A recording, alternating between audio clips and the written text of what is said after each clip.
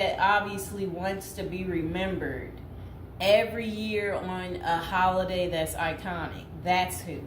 And now would be a good time to like the video and to subscribe to my channel. So for over 30 years, Harry Houdini dazzled audiences with his different stunts and superhuman endurance. So what finally put him 6 feet under? The Hungarian-born escape artist jumped off bridges while handcuffed and wearing leg arms.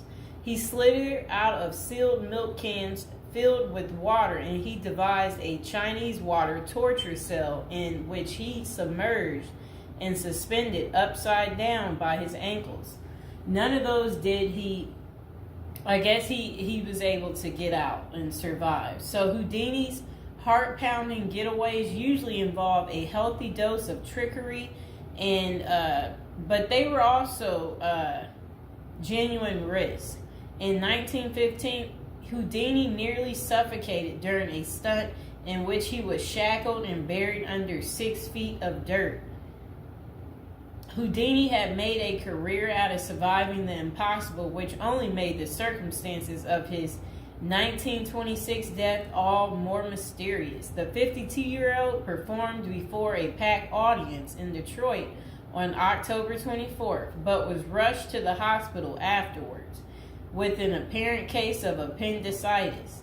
He died just a week later on Halloween, leaving his legions of admirers bewildered. Okay, so an obituary in the New York Times expressed shock at the passing of the man who so often had seemed to thousands to be cheating the very jaws of death. And I want to talk about something else. So I've been to Detroit, and I don't remember anybody talking about Houdini there. And I think they should have had some of his cool, iconic stuff there. But I did see they had Houdini stuff in Las Vegas when I was in Vegas. So, I don't know why they don't have it set up in Detroit. So Houdini's final performance. The strange series of events that led to Houdini's demise had kicked off several weeks earlier on October 11th.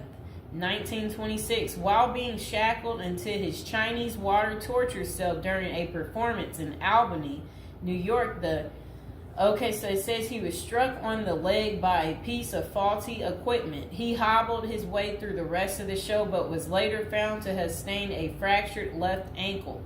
Against doctors' orders, Houdini continued his torture and traveled to Montreal, where he gave a lecture at McGill University. Just a few days later, on October 22nd, he invited some McGill students to visit him in his dressing room at the Princess Theater. The magician's sore ankle was still bothering him, so he plopped down on a couch while the group chatted. At some point, a student named J. Gordon Whitehead arrived and asked Houdini if it was true that he could resist hard punches to his abdomen, a claim that the magician had supposedly made in public. According to witness Sam Smits, when Houdini said the rumors were true, Whitehead abruptly delivered 4 to 5 terribly, forcibly deliberate, well-directed blows to his stomach. Houdini was still reclined on the couch and had no time to prepare for the punches, which appeared to leave him in considerable pain. And now would be a good time to like the video and to subscribe to my channel. Do you like this new series? This is the Death series, and there will be more series to come and more episodes from the Death series as well.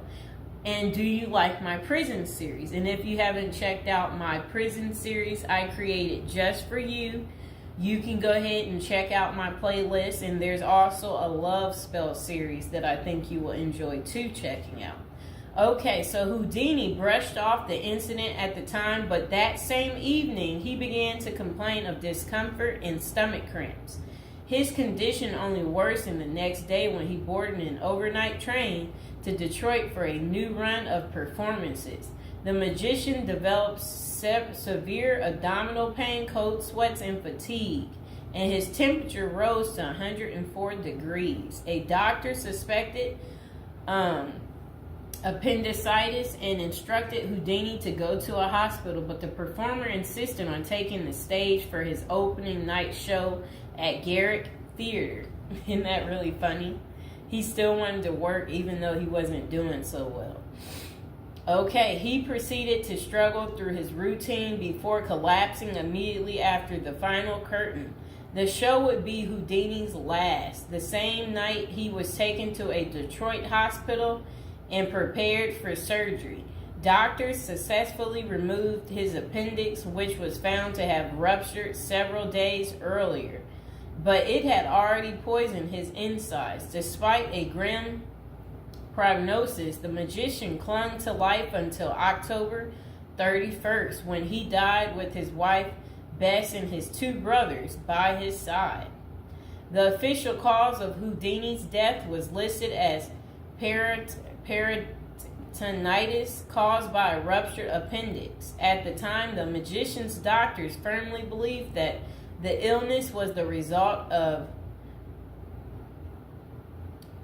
so I guess some guy had given him something backstage during an encounter in Montreal.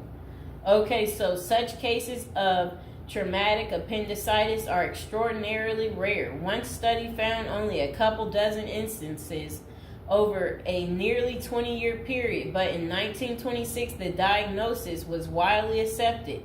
Houdini's life insurance company was even forced to pay his wife a double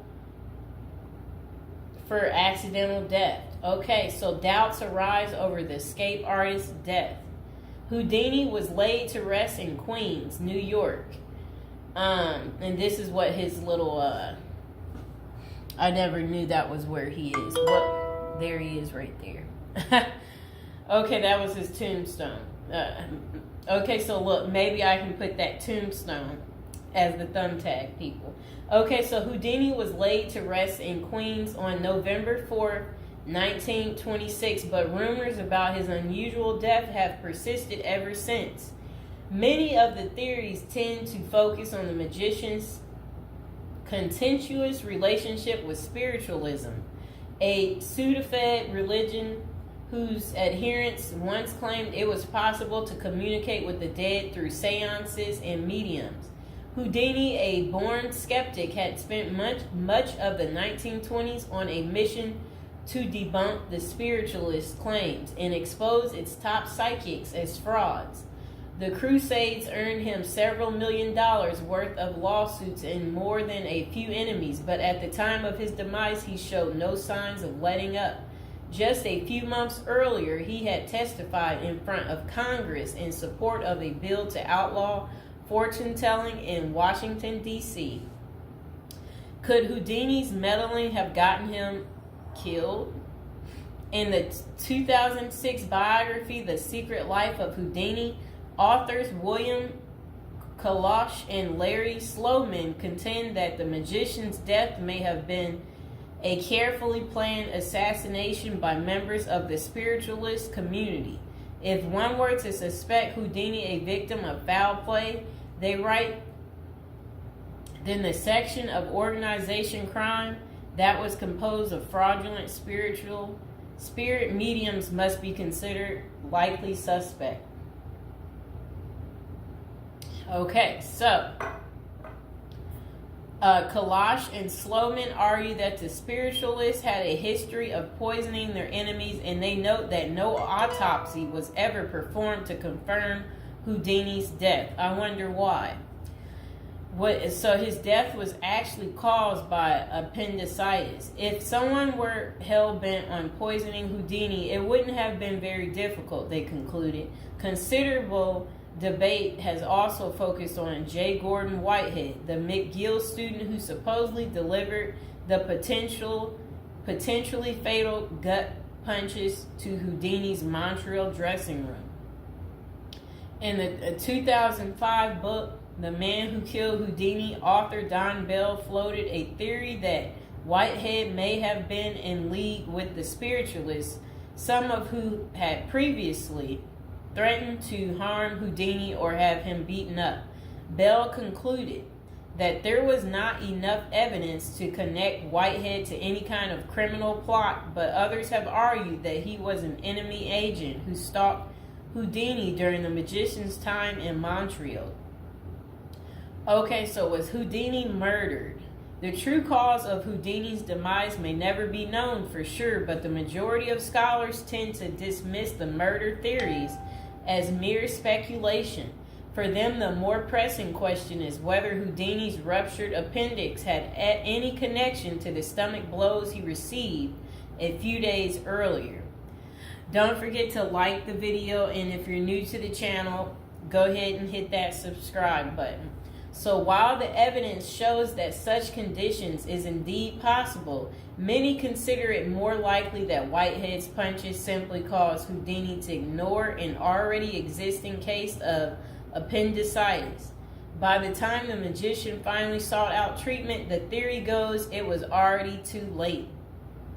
Interestingly, perhaps the most sought after source for information about Houdini's death is none other than Houdini himself in what amounted to his ultimate test of the spiritualist's claims. The magician promised his wife Bess that he would try to communicate with her from beyond the grave. Bess went to hold an annual Houdini seance for 10 years before finally abandoning the search in 1936. Fans and fellow magicians have since made the seance a Halloween tradition, but thus far, the great Houdini's ghost has refused to speak. I wonder why. So I hope